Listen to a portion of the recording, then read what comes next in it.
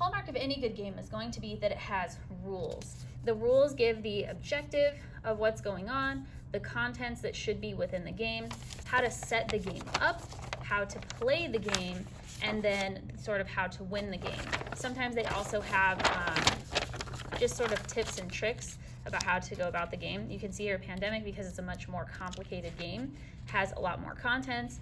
Again, an overview, a picture that explains how to set up the board, and then actions throughout the game. Ooh, it's a long one, right? And all of this intricate stuff to learn. So obviously this game is meant to be played by sort of older people, whereas this game with much simpler directions is meant to be played by much younger people. So when you are working on making a board game project, you want to think about sort of what's your audience, and then make sure that your directions are very clear about how to set up the game and how to play the game and how to win the game. And if there's any sort of misconceptions that you might have while playing the game, that might be something to include too.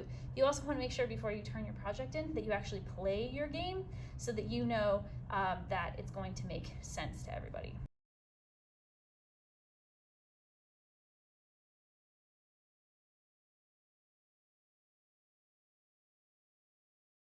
This is one of the favorites that I've had turned in over the years.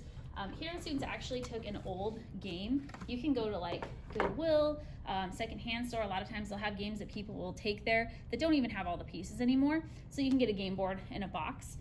But they just went ahead and painted the game board to look like they wanted it to look. They made pieces out of modeling clay that just dried out. We have these really cute little characters that they made because they're super artistic, and so they made their characters, laminated them with clear packing tape, and then put the little sticks on them. And then we also have throughout the game, they have their little action cards in order to play the game. The important thing, right, is that they have this really great set of directions that tells us what should be in, how to start, how to win, what their spots are, and the what ifs.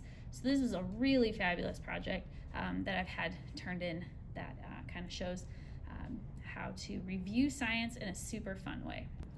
Here's a game that was made to review the periodic table. We've got squares of different cards that they can get with the answers on the back. We also just went out and got some rocks for playing pieces, which is awesome. And we have our directions as well that tells us how to play this game if we want to. Here's a game that was made to review chromosomes and how things are written with ATGC. We've got just really simple little cards here that they made with some cardstock for their pieces.